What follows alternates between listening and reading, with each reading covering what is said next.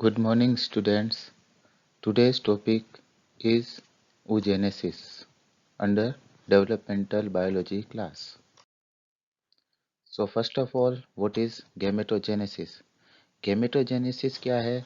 तो gametes बनने की प्रक्रिया को gametogenesis कहा जा सकता है. The origin and development of gametes is called gametogenesis. अब gametogenesis दो टाइप्स का होता है, स्पर्मेटोजेनेसिस और oogenesis. स्पर्मेटोजेनेसिस में स्पर्म का फॉर्मेशन होता है और oogenesis में एग का फॉर्मेशन होता है. स्पर्मेटोजेनेसिस जो है वो कहाँ होता है? मेल गोनाड्स और टेस्टिस में. और oogenesis कहाँ होता है? फीमेल गोनाड्स और ओवरी में. तो आज अपन बात करेंगे oogenesis के बारे में. तो oogenesis ये कहाँ होता है? फीमेल एनिमल्स में होता है. न्यूक्लियस के डेवलपमेंट को देखा जाए तो स्पर्मेटोजेनेसिस और oogenesis में लगभग सिमिलर ही होता है. So it is comparable to spermatogenesis so far as nuclear changes are concerned.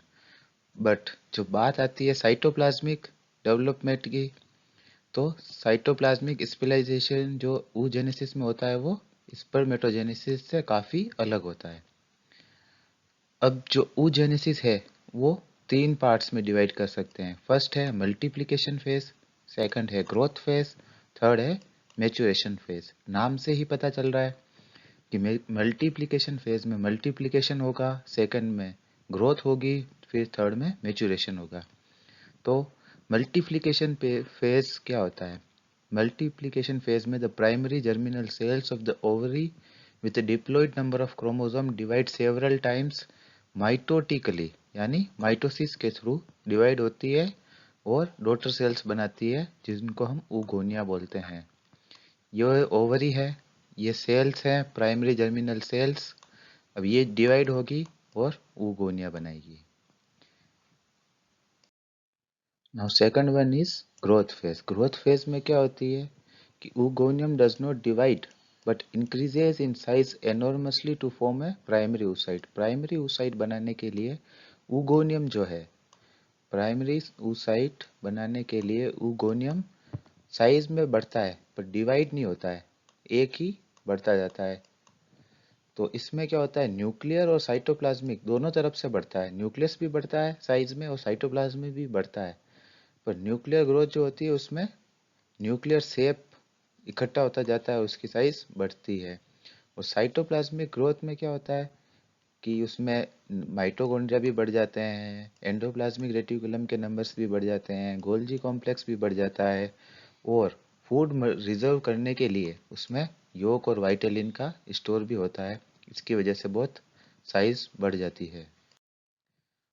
Third और last, maturation phase. Maturation phase में क्या होता है, जो प्राइमरी oocyte है उसका उसको वो दो बार डिवाइड होता है मियोसिस से.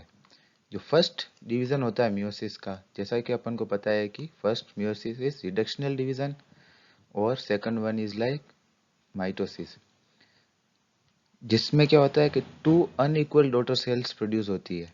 जो बड़ी सेल होती है वो सेकेंडरी oocyte होती है जिसमें n number of haploid cell होते हैं. पहले 2n थी, अब n हो गई. एंड और फिर क्या होता है कि सारा का सारा जो साइटोप्लाज्म था वो इसी के साथ आ गया और एक तो बना अपने साथ सेकेंडरी oocyte और एक पोलर बॉडी.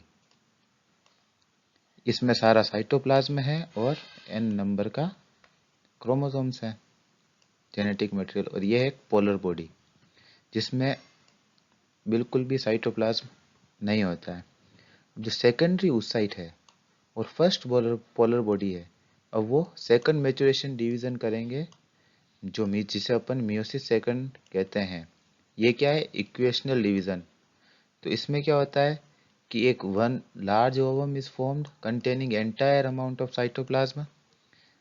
एक लार्ज ओवम बनता है जिसमें सारा साइटोप्लाज्म होता है और एक सेकंड पोलर बॉडी बनती है जिसमें जो कि इसके जैसे ही होती है, फर्स्ट पोलर बॉडी के जैसे ही सेकंड भी होती है.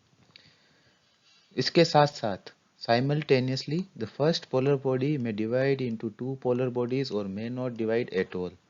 Thus, only one functional ovum is formed and 2 or 3 polar bodies soon degenerate.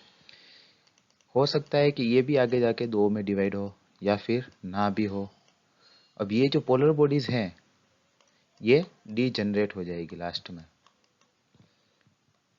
तो वर्टिब्रेट में क्या होता है कि जो फर्स्ट पोलर बॉडी है ये वाली कब बनती है, प्राइमरी oocyte रिलीज होता है ओवरी से तब। सो in vertebrate the first polar body is formed after the primary oocyte is released from ovary and has entered into oviduct. The second polar body is formed only when the sperm enter into the ovum during fertilization. तो second polar body कब बनती है, जब sperm enter करता है ovum में fertilisation के दौरान। अगर अपन इसको एक ही डायग्राम में समझे तो ये प्राइमरी जर्म सेल थी। अब प्राइमरी जर्म सेल डिवाइड हुई माइटोसिस के थ्रू और ये ऊगोनिया का फॉर्मेशन हुआ। अभी ऊगोनिया में से एक ऊगोनिया को अपन आगे पढ़ते हैं। ये एक ऊगोनिया यहाँ पे 2n है, तो ये क्या हुआ, ये तो था मल्टीप्लिकेशन फेज। अब सेकंड फेज है ग्रोथ फेज।